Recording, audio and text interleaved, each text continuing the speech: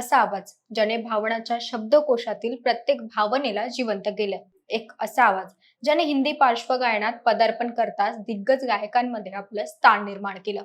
एक असा आवाज जो वयाच्या 70व्या वर्षी कॉलेजला जाणाऱ्या मुलीच्या रोमॅन्टिक उत्कटतेचा भाव बनला.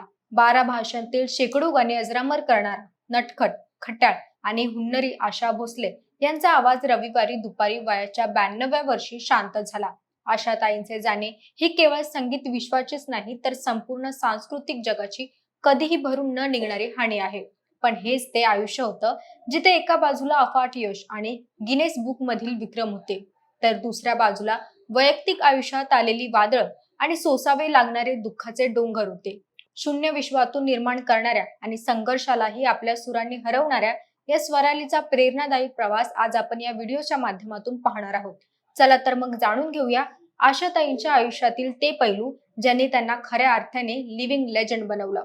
नमस्कार, मी मयुरी आणि आपण पाहतात मुंबई आउटलुक. भारतीय संगीत क्षेत्रातील एक असा आवाज ज्याच्या आवाजाने पिढ्यानपिढ्या मंत्रमुग्ध झाल्या आहेत, त्या म्हणजे आशा भोसले. पण या सुरांच्या राणीचा प्रवास वाटतो तितका सोपा नव्हता.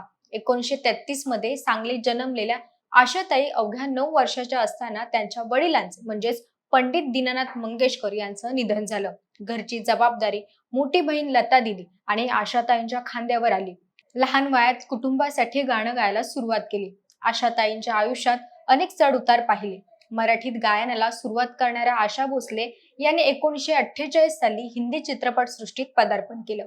त्या काळात नूरजहान, शमशाद बेगम, सुरैया आणि गीता दत्त यांसारख्या गायिकांचं हिंदी चित्रपटसृष्टीवरती वर्चस्व होतं. आशा यांच्या पुढील सर्वात मोठं आव्हान म्हणजे त्यांची मोठी बहीण लता मंगेशकर.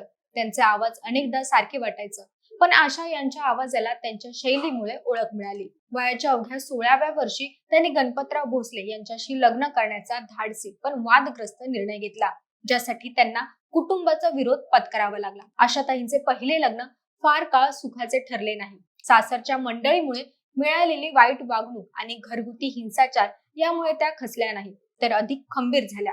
अखेर गर्भवती असताना आपल्या 2 मुलांना घेऊन त्यांचे पतीचे घर सोडलं आणि पुन्हा माहेरची वाट धरली. त्यानंतर जवळपास 20 वर्ष त्या एकट्या राहिल्या. आपल्या मुलांचं संगोपन केलं आणि संगीत क्षेत्रात स्वतःचं स्थान निर्माण करण्यासाठी जिद्दीने उभ्या राहिल्या. त्यांच्या वैयक्तिक आयुष्यात नियतीने अनेक घाव घातले. त्यांचा मुलगा हेमंत आणि मुलगी वर्षा यांचा अकाली मृत्यू हा त्यांच्यासाठी मोठा धक्का होता. तरीही त्यांनी कलेची साथ सोडली नाही. आशाताईंच्या गायिकेचे वैशिष्ट्य म्हणजे त्यांची वर्सॅलिटी. एका बाजूला इन आंखों की मस्ती के सारखी हळवी गझल असो किंवा दम मारो दम सारखे रॉकिंग गाणं, त्यांनी प्रत्येक शैलीला न्याय दिला. गिनेस बुक मध्ये सर्वाधिक रेकॉर्डिंगचा विक्रम करणाऱ्या आशाताईंनी केवळ भारतीय भाषातच नाही तर परदेशी भाषातही गाणी गायली आहेत. एक रंजक गोष्ट म्हणजे 2006 मध्ये त्यांनी ऑस्ट्रेलियाचा वेगवान गोलंदाज ब्रेट ली सोबत you are the one for the me हे हिंदी गाणं गायलं होतं, ज्याची त्यावेळी जगभर चर्चा देखील झाली होती. आशाने 70च्या दशकात एका नवीन संगीत शैलीत अनेक उत्कृष्ट चार्ट बस्टर गाणी गायली. चुरा लिया है तुमने जो दिल को आणि 2 लफ्जों की है दिल की कहाणी हीच या काळातील गाणी आहेत. या दशकात लक्ष्मीकांत प्यारेलाल यांच्यासोबत आशाताईंनी मार गई मुझे तेरी जुदाई, यार दिलदार तुझे कैसा चाहता, दरेगा जी चोरी हो गई आणि दिल लगी ने दी हवा ही अजरामर गाणी दिली. 70च्या दशकाने आशाताईंना एक प्रतिमा दिली. त्या काळात एक असा समज झाला होता, सभ्य मुली लता दिदींची गाणी ऐकतात आणि बिघडलेल्या मुली आशाताईंची गाणी ऐकतात. वयाच्या 47व्या वर्षी त्यांनी प्रसिद्ध संगीतकार R.D. बर्मन उर्फ पंचमदा यांच्याशी दुसरे लग्न केलं. ही जोडी संगीत विश्वातील सर्वात कूल जोडी मानली गेली. दोघांनीही मिळून चित्रपटसृष्टीला एकापेक्षा एक सुपरहिट गाणी दिली.